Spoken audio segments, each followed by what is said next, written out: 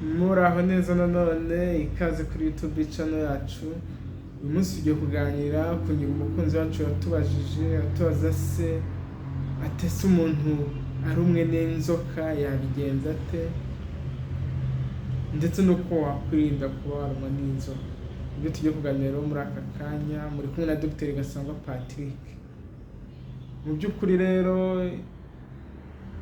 nakomeza mbakangurira by'umwihariko gukomeza gukora subscription kuri YouTube channel yacu kugira ngo video zitandukanye dushyiraho mujye mubasha kuzibona ku gihe, ndetse hari n'inyunganizi cyangwa se icyo wifuza ko tukuganiriza cyangwa tugusobanurira ku bijyanye n'ubuzima twagufasha cyangwa tugafasha. Rero kurumwa n'inzoka bikunze kubaho cyane by'umwihariko mu gihe cy'impeshyi, ariko nanone bikabaho ku bantu batuye mu byaro birumvikana, cyangwa se ahantu hari amashyamba mu nce z'iburasirazuba muri kino gihugu cyacu cy'u Rwanda bikunze kubaho cyane. Ariko mu by'ukuri hari imyumvire bitandukanye ku bantu, ati se umuntu ari umwe n'inzoka bigenza ate. Hari abahita bihutira kujya mu kinyarwanda ngo abo bita abagombozi bakabafasha. Ibyo byose nibyo tugiye kurebera hamwe. By'umwihariko rero inzoka ziba mu Rwanda zifite amoko agiye atandukanye. Izo wenda abantu bamenyereye hari izo bita impiri, incarwatsi, hari izo bavuga ngo ni imbarabara, insana n'izindi zitandukanye. Ariko izo nzoka zose mu buryo ziruma zitera ibibazo ku buryo bitandukanye. Nk'abaganga tuba tubizi, ba inzoka runaka yakurumye bigenda gute. Hari ishobora kukuruma ukagira ikibazo cyo kuva bleeding, hari n'ishobora kukuruma ukagira ikibazo cy'uko nerve cyangwa se y'imyakura igira ikibazo, ukaba watakaza ubushobozi bwo gukoresha ibice by'umubiri bimwe na bimwe birumvikana. Hari n'ikuruma ukabyimbirwa birumvikana, ugasanga ukuguru kwabyimbye. Ubwo rero ni uburyo butandukanye bwo kurumwa n'inzoka.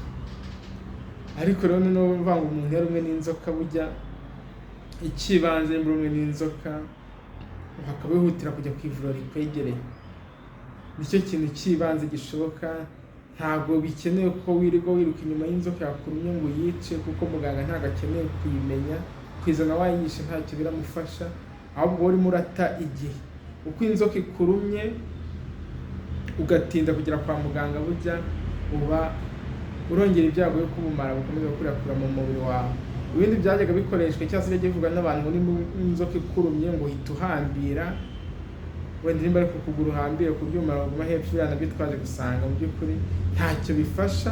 Ikibazo ni ukwihutira kujya kwa muganga kugira ngo muganga agufashe. Kuba washyiraho amazi kuri icyo gisebe ntacyo biragufasha. Kuba wagerageza kugira ikintu gikuruza mu bwo bumara, wasuka essence cyangwa peteroli simbizi, kuko abantu bajya babikora, ibyo byose ntacyo bigufasha. No kujya mu bagombozi nabyo ntacyo bigufasha. Ikibanze ni ukwihutira kujya kwa muganga. Umuntu wari umwe n'inzoka iyo ageze kwa muganga turamufasha bitewe n'uburyo butandukanye. Nimba yatangiye kugira ibimenyetso y'ikibisebe turacyoza birumvikana kwa muganga, tukamuha urukingo rwa tetanus birumvikana, kugira ngo twirinde ko yayirwara, kuko nawe nimba adaretse kuyikingirwa. Ikindi tukamuha umuti ukuramo ubwo bumara inzoka yamushyizemo, ibyo bita abo wita polyspecific antivenom. Bawuna antivenom ni ukuramo ubwo bumara iyo nzoka yagushyizeho. Iyo rero umuntu atuye ahantu cyangwa ageze ku ivuriro ridafite ubwo rukingo, iyo antivenom bakohereza ku ivuriro riyifite tukagufasha cyangwa se bakagufasha. Hari igihe rero inzoka ikuruma ukabyimbirwa cyane, icyo gihe nabwo kwa muganga bashobora kurizinga habyimbye bakoresheje kubaga, nabyo birashoboka. Hari igihe umuntu imuruma inyama zituma umuntu ahumeka, diaphragme ikaba paralize, icyo gihe nabwo umuntu baramufasha akamushyira ku mashini imufasha guhumeka, ndetse bakamuha n'amaserumu birumvikana. Nimba arimo kwabana bakamenya imiti igabanya ububabare birumvikana. Ariko ikibanze ni ukwihutira kujya kwa muganga. Rero nimba inzoka ikurumye, ikintu cyane ugomba gukora ni ukwihutira kujya kwa muganga. Nicyo kibanze, utitaye mu kuyica nta kibimaze. Ikindi cyaje kugaragara, hari inzoka ziruma abantu ntishyiremo ubumara, aribyo wenda bita dry bite mu cyongereza. Inzoka ikakuruma ntishyiremo ubumara.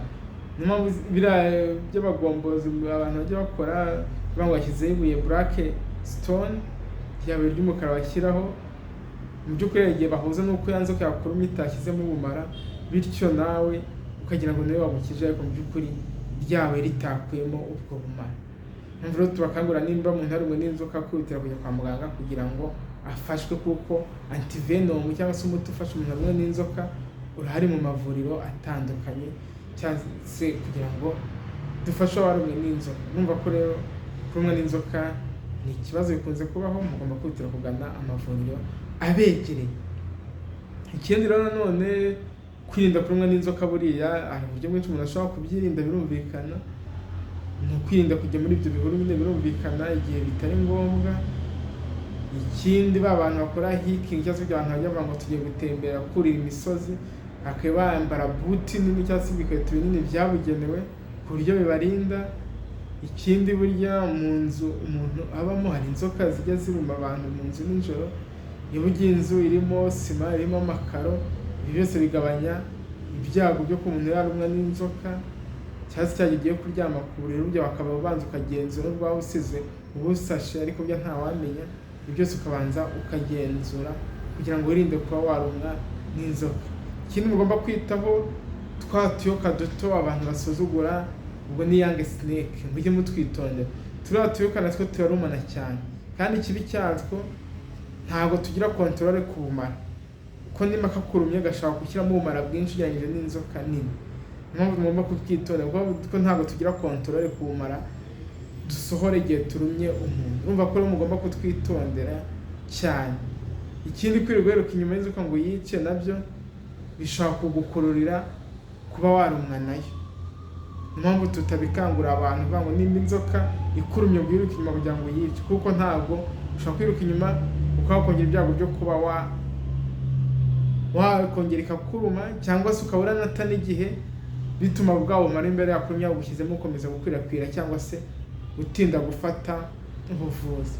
Numva ko rero tugomba kwirinda kurumwa n'inzoka, ariko hageze n'ugira ibyago byo kwimuruma, ni ukwihutira kujya kwa muganga agahabwa ubutabazi bw'ibanze, kandi uwarumwe n'inzoka arafashwa agakira. Murakoze cyane, mwari kumwe na Dr. Gasangwa Patrick, mbakangurira gukomeza gukora subscription kuri YouTube channel yacu kugira ngo mukomeze kujya mubona video zitandukanye tuzajya tubashyiriraho mu bihe bizaza.